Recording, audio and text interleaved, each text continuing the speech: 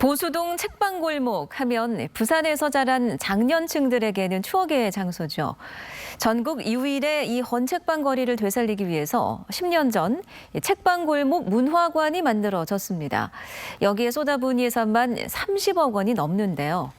10년이 지난 지금은 어떨까요? 활성화는커녕 공중분해 위기를 맞고 있습니다. 현지호 기자가 집중 취재했습니다.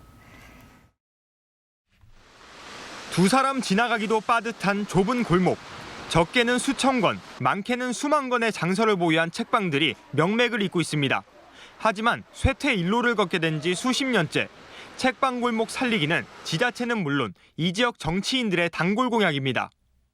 책방 골목 살리기 사업의 상징이 바로 지난 2010년 지어진 이 문화관입니다. 하지만 10년이 지난 지금 문화관은 운영 중단 위기를 맞았습니다. 새 위탁 사업자를 찾지 못했기 때문입니다.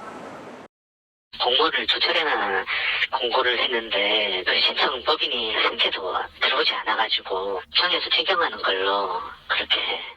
지금까지 문화관을 위탁 운영해온 건 부산 민주항쟁 기념사업회. 민주화운동단체가 왜 책방골목 사업을 맡게 된 걸까? 처음 들어갈 때는 좀 경쟁이 거의 없었어요. 그리고 우리 사업비에 부착하다시피 해서 이렇게 된 걸로 알고 있어요. 맡아달라에 사업비가 단 한 푼도 없었습니다. 문화관 내 전시관 등 각종 시설 운영 예산은 고작 연간 1억 원에 불과합니다. 사정이 이렇다 보니 최초 위탁업체도 1년 만에 발을 빼버렸고 별 관련이 없는 민주화운동단체에 떠넘겨버린 겁니다. 하지만 이는 문화예술 관련 기관에 제한적으로 위탁할 수 있다는 조례에도 어긋난 것입니다. 영화 상영이나 음악회 같은 책방골목 역사와 무관한 프로그램만 되풀이됐습니다. 헌책방 참여 행사는 1년에 단 한 번뿐이었습니다.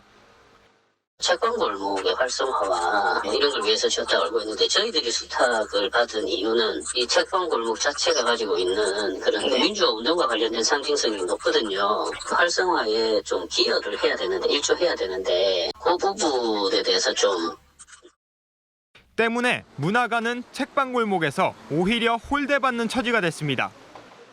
그다지 문화관 때문에 책방골목에 어떤 큰 영향을 미쳐서 뭐가 이로운 점이 있었다 이렇게 딱히 말하기는 좀 어렵습니다. 지난 10년간 이 문화관에 투입된 예산은 건축비를 포함해 30억 원 이상. 책방골목 활성화 사업 10년간 20여 곳이 폐업했습니다.